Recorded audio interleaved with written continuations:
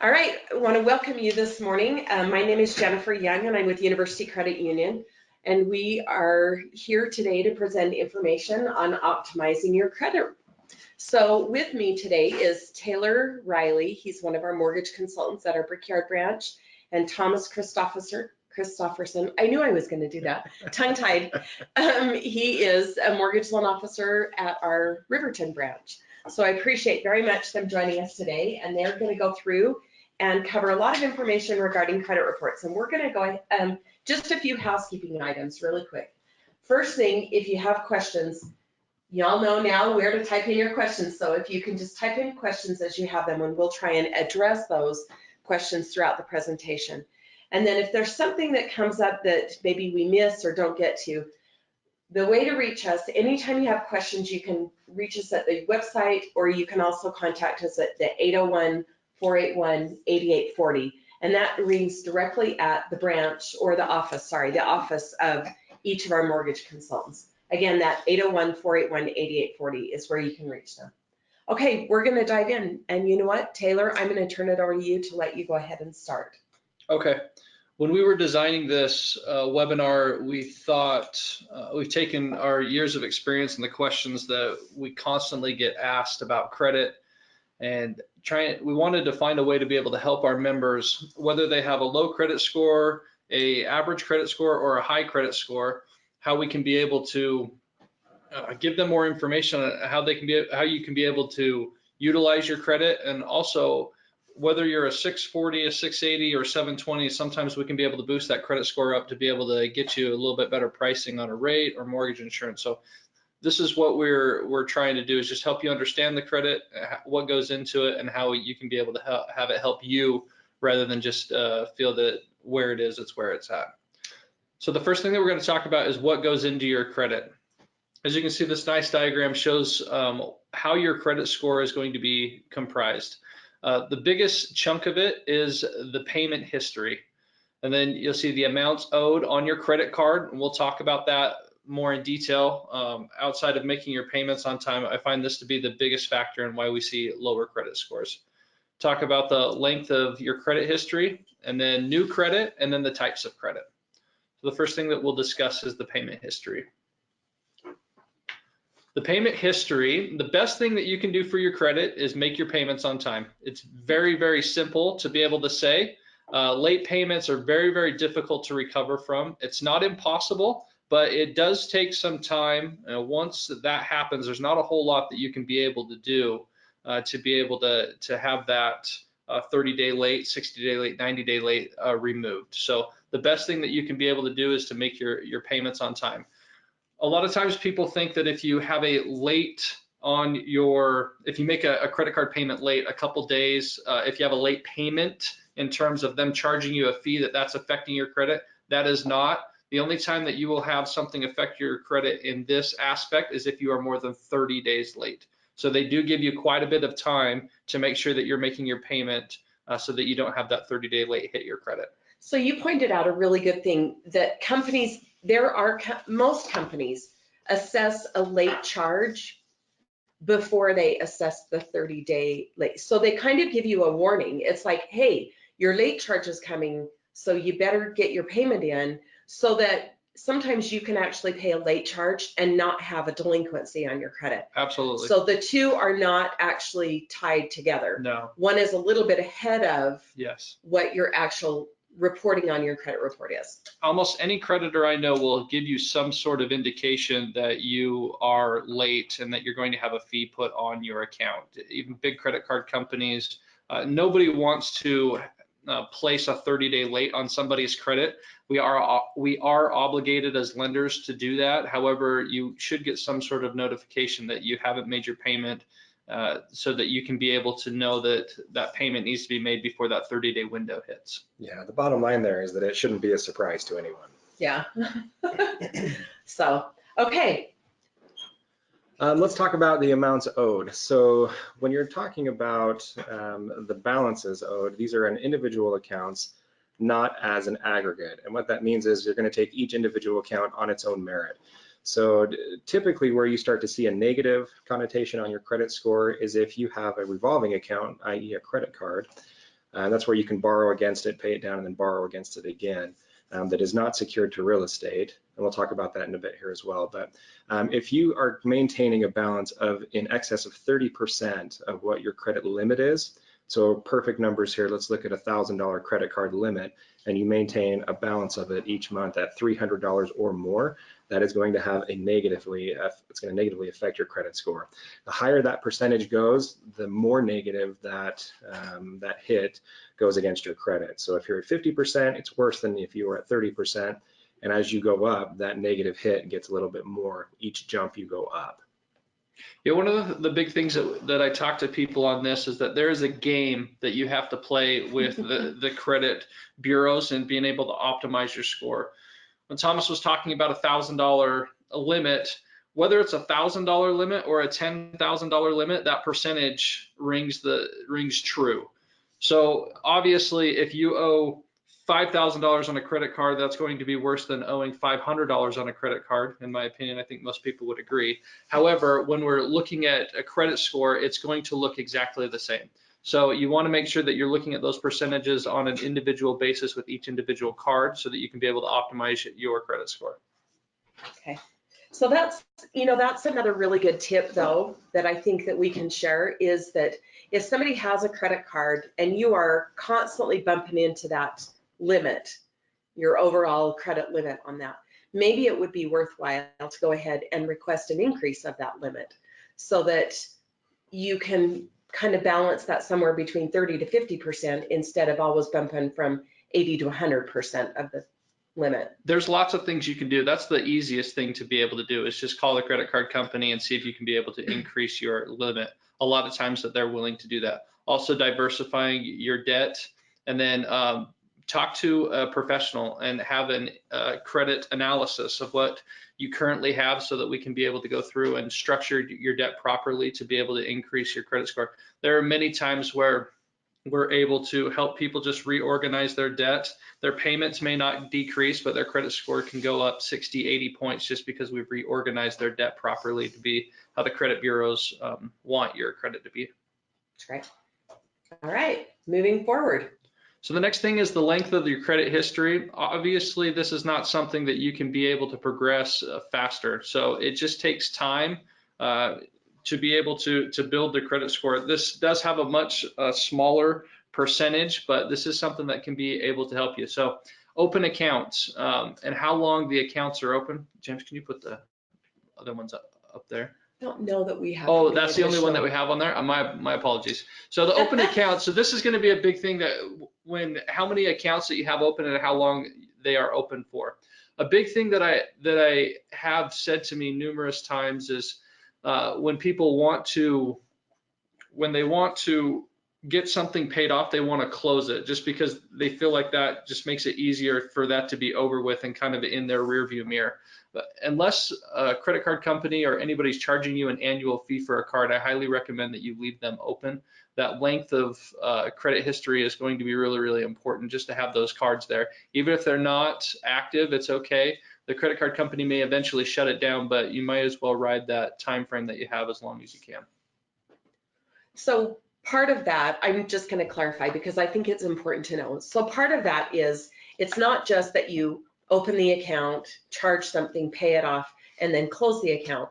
Part of what we look at and part of what determines your FICO score is actually how long it's been on and if they've used it. If they've used it just once or if they've used it multiple times.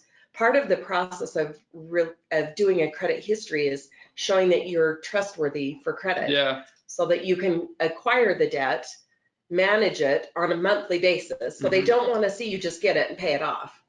They want to see you get it, pay it a couple of months, and then maybe pay it off. Yeah, and I don't necessarily agree with that. I find that if you open a credit card, just have the credit card open, whether you've been using it in the past or haven't been, it's got a zero balance. It's the time that the card's open. All of those contribute to helping get your scores up. They can. So a lot of times people will say, oh, I got to use this at the gas station and pay this off. I find that to be tedious and unnecessary, but somebody may disagree with me.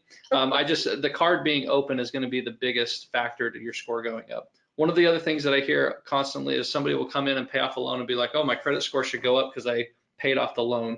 That's not true. Once that car, it's kind of like working out. You know, if you work out quite a bit, it's the process of the workout is where you're getting the benefit. It's not after you've done a program and then you can be able to sit back and be like, well, I did the program, I'm good to go. So that's the benefit of just having the cards, the loans open and active. Thomas, anything? I was just going to add that there are some things that you can do to kind of artificially boost your credit score. We're going to get into that a little bit later in the webinar, but we'll talk about that here in a bit. Okay. Okay, next, new credit. Thomas, do you want to take this one? Sure. New credit. So there's a misconception out there that if you open up a new credit, it's going to boost your score. Chances are it's the exact opposite of that. Generally speaking, when you open up a new account, it's going to affect all of your ratios, depending on what type of account it is.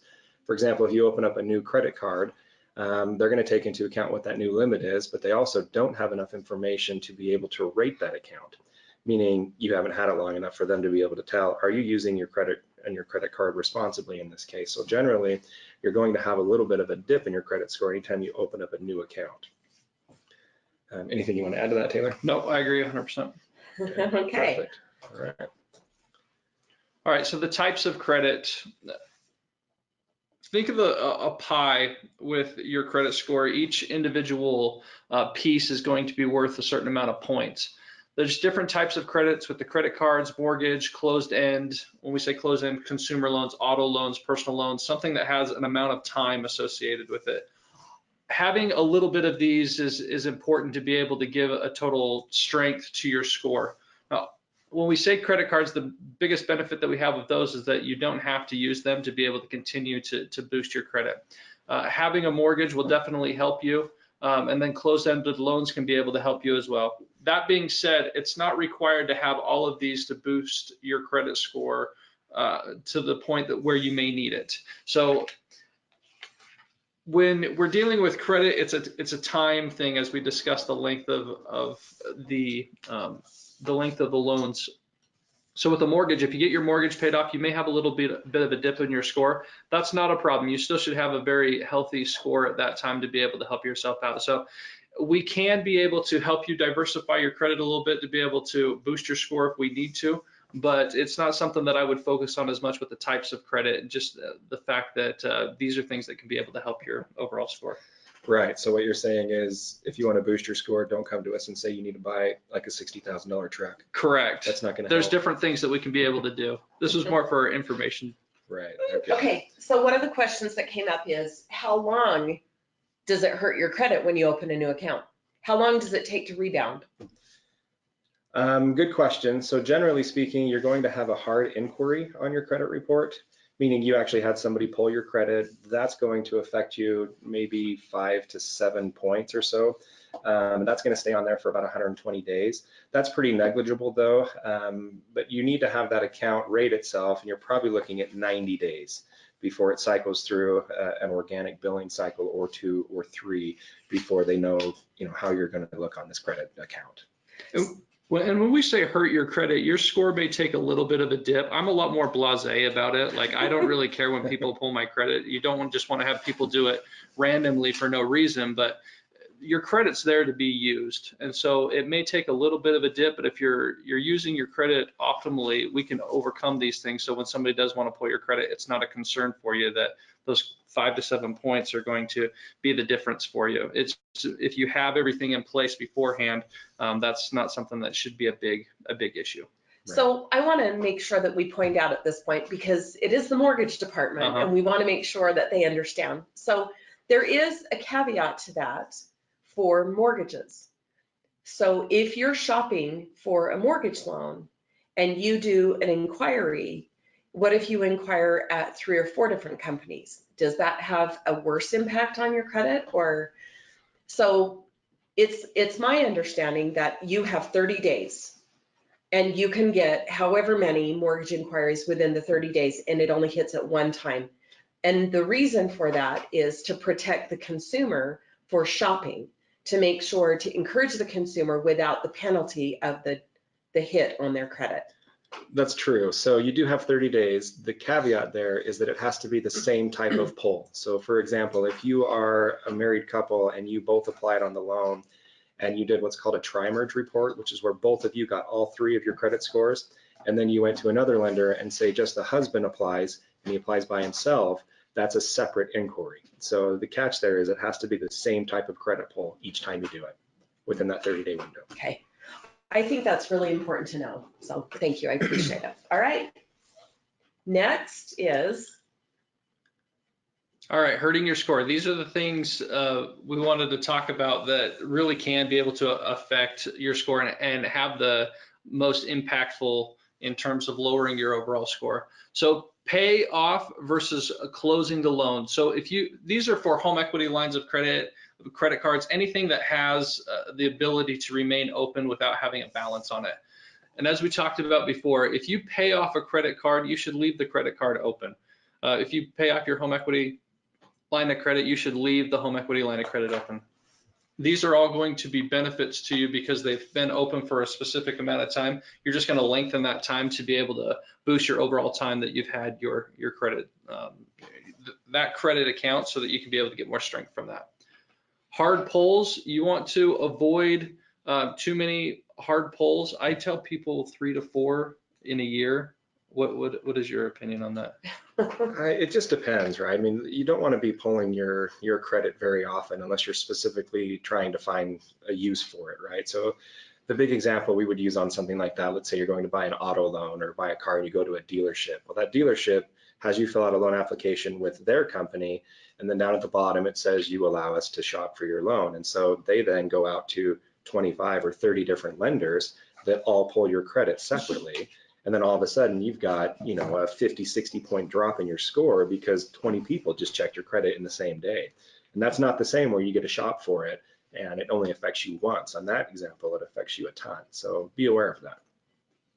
Absolutely. So the other thing, having no credit at all, and then not using your credit is something that can be there. Your score can eventually go away. If you don't have any credit open, you may have had a score at one time of 800, it'll eventually dissipate.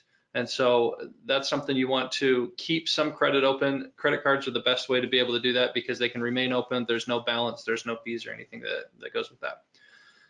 Credit cards. Oh, go ahead. I thought it was, on the no credit part, I thought it was really interesting. So we have talked to many of our members over the years that have gotten to the point where they've paid off their mortgages and all of a sudden they've noticed that their credit scores have dropped. So that just goes to show you that not using credit can be just as detrimental as having it and misusing it. Yes, I would say that there's more to that though. If somebody's credit score has dropped significantly just because they paid off their mortgage, there's other things that they could be able to do to keep that score high.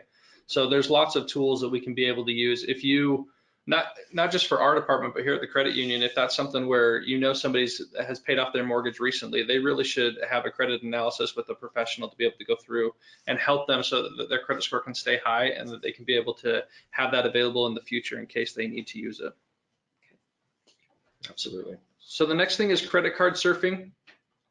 Head back. So credit card surfing. So a lot of times if people have a 680, 700 credit score or above, they get the 0% interest offers in the mail that can last anywhere between 6 and 18, 24 months, somewhere in that time frame. If you're constantly credit card surfing with those cards, that's something that can be able to affect you negatively if you're not doing it properly. Credit card surfing can be very beneficial, but you do need to make sure that you're doing it properly so it's not something that's hurting your score. As Thomas talked about earlier, the 30% credit card balance, 0 to 30%, it's all the same points. So you want to make sure that you're keeping that below 30. If you do have to creep above 30, 50% really should be a hard cap in your mind. If you have a balance above 50% of your available limit, you're really starting to hurt your score. And then obviously we talked about late payments being the most important thing. If you're having any payments that are being late, it's going to be very, very detrimental. Okay, do you want to cover some myths? Sure. So there are a lot of myths out there when it comes to your credit score. And one thing that we wanted to just stress with you guys today is that your credit score does not define who you are, okay? Everybody goes through challenges at some point in their life, and it's not the end of the world. So if you're struggling with that, just understand it doesn't last forever. That's our first bullet point there. A bad score lasts forever, and that's just not the case. Just like there are ways of manipulating your score negatively, there are also ways of manipulating it positively for your benefit. A hard pull. Someone always says, I don't want you to pull my credit, but here's what my score is. If you're looking for a loan or talking to a lender about being able to obtain financing for something, they have to check your credit. There's no way around it. If you're saying, well, just take my word for it, my score is an 850, well, guess what? Chances are it's probably not, and we're not going to take your word for it. So the one with the hard pull, the big thing that we had on this is that some people, we have this probably monthly, they'll come and be like, yeah, somebody pulled my credit, my score dropped 40 points. That's just, that's not possible. There's a lot more to the story that goes along with that they may not understand. So that's a big thing that people are concerned with, having their credit score pulled because they think it's going to be a huge decrease in the score, and that's not accurate. So that's the big part of that myth that we hear probably once a week, if not monthly. Yeah. But even saying that and understanding how important it is to work with somebody that, if you do need to make an inquiry, if you are looking at purchasing a home or a car or doing a home equity line, or it's important to work with somebody that you have a lot of confidence and trust in. But even that being said, there are a lot of answers that we can help you with without doing that hard pull. So we can run scenarios, we can look at options, and we can give you ideas prior to that. But then when it comes down to it, the hard pull is necessary. Right, which is our next bullet point there, an estimate without an inquiry. We can absolutely do those. There's just a caveat that this is based on what you've told us, and it's not guaranteed because we just don't know. We need to back it up with an actual hard pull on your credit. Educational versus actual. Yeah, this is a big thing that we've seen. I will say that this was much bigger a few years ago. I've seen a trend with Discover, American Express, Chase, credit card companies, even credit unions. When you log in online, they give you your actual score. I have found those to be very, very accurate. Stuff like Credit Karma, where they've come up with their own formula on how they're estimating your credit score, those are educational scores. Those are not actual scores. And they call them, in fairness, they call them a consumer score. They don't call them a FICO score or a credit score. And I find that most people don't distinguish the difference between the two, and that's understandable. And so when we go through, we want to make sure that we're looking at actual scores. And when I sit down with somebody, Thomas as well, we can be able to go through and we can give estimates without doing an inquiry, and we'll try and find a score that's out there for you. I ask multiple questions to see if there is a company, or even the credit union has it as well, if we can be able to see what an actual score would be for you, so we have a really good baseline to be able to go off of. So if you're heavily reliant on something that is only giving you a consumer score, you may have a little bit of misinformation. That would be something that I'd want to see if we can be able to find other avenues for you, so you can be able to have a more realistic score of what you're trying to accomplish. Something to add there. So I don't know if everybody knows this or not, but your credit score is essentially the numeric probability of you repaying a specific type of loan. So a mortgage credit pull or credit report is going to give you a different credit score profile than, say, an auto loan or a credit card. So you could have all three of those accounts pulled on the same day, and you're going to have three different scores. So just be aware of that. Balances on credit card. There's a lot of people that have this misunderstanding that if I maintain a balance on my credit card, it's going to hurt me. And the catch is, it all depends, going back to that same percentage. As long as you're below the 30% threshold of what your balance versus your limit is, you're going to be in good shape. Can I add something? So these are actual numbers that from my time as a loan officer that I would see. If somebody would come in and they didn't have any credit, we'd get a new auto loan for them. If they only did the auto loan, I typically see their score pop up around 640 after 6 months. If they got a credit card with that and didn't use it at all, I would typically see the score between 720 and 730. That being said, if they got the credit card and misused it, I would see the score usually around 620. Yeah. So it can be, especially when you're starting out, it can have a very, very big impact on what your score is going to be. Another example is that I've seen recently, I'm helping a member right now where she was a 740 plus for the last 5 or 6 years. She's maxed all of her credit cards in a 9-month window. She's down to a 680. So that credit card balance is going to be huge moving forward with your credit score, and if it's going to be higher or lower. Absolutely, I agree with that. Income does not affect your score. This is a good one. Anytime you get a raise, your credit score is not affected by that, unless you go and buy something that you now have the ability to pay for on credit. Welcome to America, right? Everybody does it. Yeah, so the more money you make doesn't necessarily affect your credit score. They're not linked at all. It all depends on how you use your income. That's the big takeaway from that. Sharing a score with a spouse or significant other. Let's say you get into a relationship with someone and they're the only time that you're going to have shared credit is if you have shared accounts. You've applied for a credit card together, or you buy a new boat together or a home together, whatever. The only time that your credit will affect your significant other is if you're on the same account together and something affects that account. So can I ask a question? Because Sure. we do get asked from time to time. Mm-hmm. So two people come in, one has had an account for 4 or 5 years and has a really good credit rating, and the other one really needs help getting their credit. So they add that person onto it. What happens if that person that they've added on has negative credit? So that's a good question. So it's kind of like taking, a clean glass of water and then you add a little bit of, dirty water, but not as much dirty water as is in the other glass. It's going to affect both.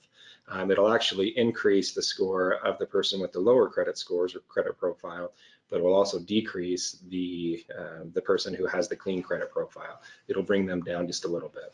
There you go. So you can do those things, but you just have to know ahead of time what the impact is going to be. So let me give you an example on that. So I had this happen about a year ago.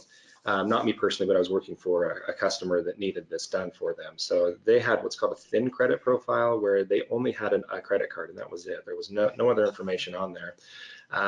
So what we decided to do was to add them as what's called an authorized user onto their parents' credit card account that they had for 15, 20 years or so. And it was a good account, always in good standing. And when we added them, they actually had no credit score. So just because it was a thin profile, there was not enough information to even give them a rating. So when we added them on, it gave them all the credit history from their parents' account, even though it hadn't been on there very long. This is kind of an artificial way of giving yourself credit history. In this case, they didn't have bad credit, so it didn't bring mom and dad's credit scores down, but it actually boosted their scores to the point where they could get a rating, and they were a 705, where before they had nothing. So sometimes there's ways to do that. And again, going back to what Taylor had said a few times, if you've got questions on this, everybody's credit profile looks different and every deal is different. So talk to a professional, let them analyze it for you and come up with a game plan where they can help you. That's awesome. Okay. Thank you. Let's go to the next slide.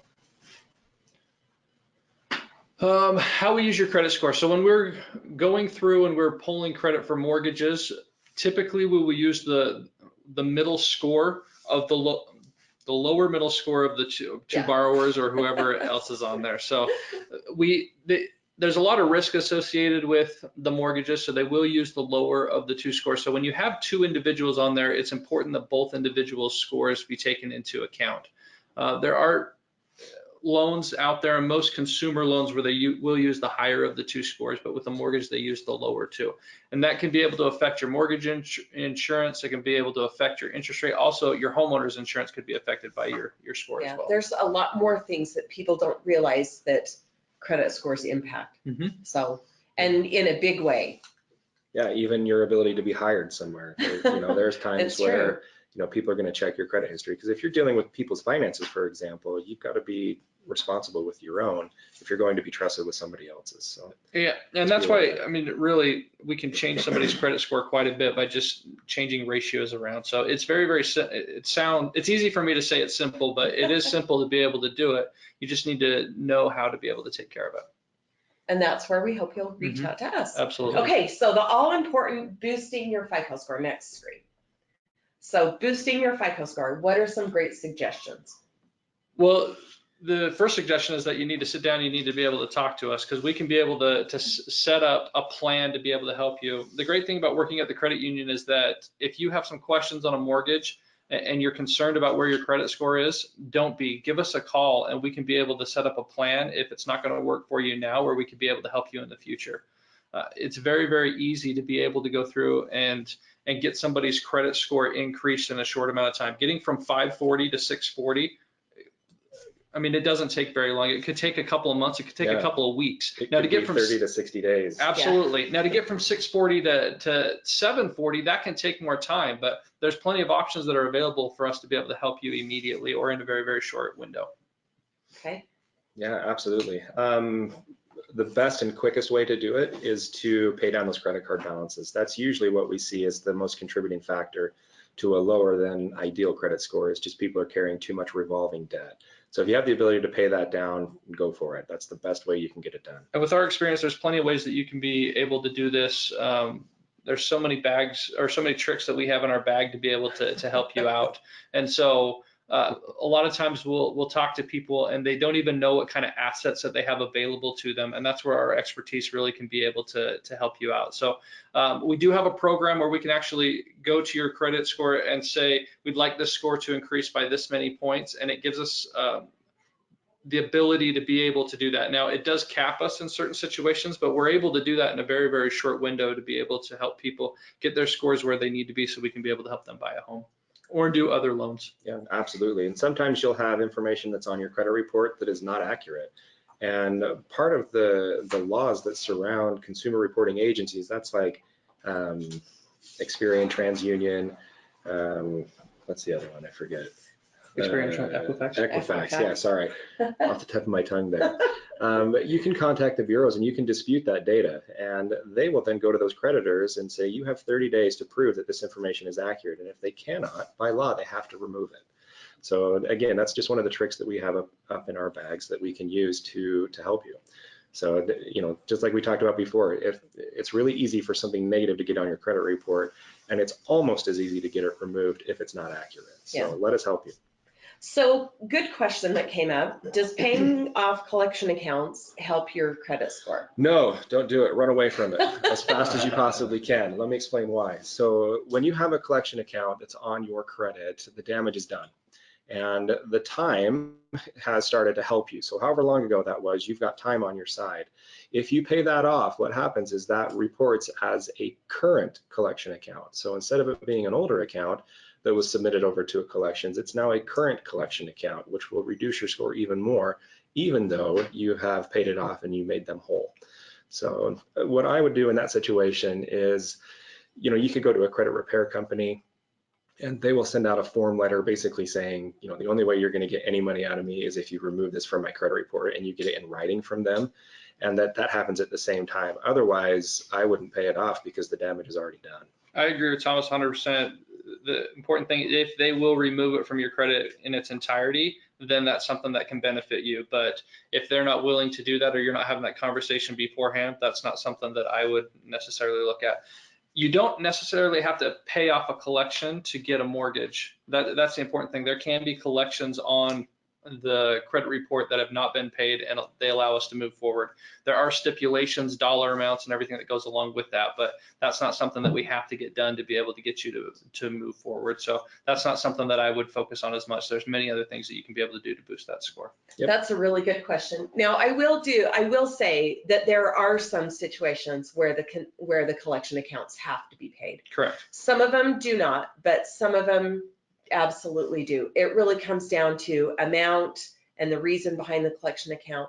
So, but that was a really good question. Thank you. I appreciate that. I think I'm going to preface this. We have a lot of questions always that we deal with on a daily basis about credit. And credit is just as different as every person, because that's the way it's supposed to be. It's very personalized to every person. So you are going to have questions come up. Let us know, reach out to us, let us help you through it. There are we just kind of scratched the surface of this. We could sit here and have a conversation about this the rest of the afternoon and probably still not touch on everything. Absolutely. But if you do have questions, reach out. Thomas or Taylor are happy to help you. The last screen shows you there, you can see their cute faces, so you know who's present or who's helping you. Taylor and I all have beards, just so we're clear.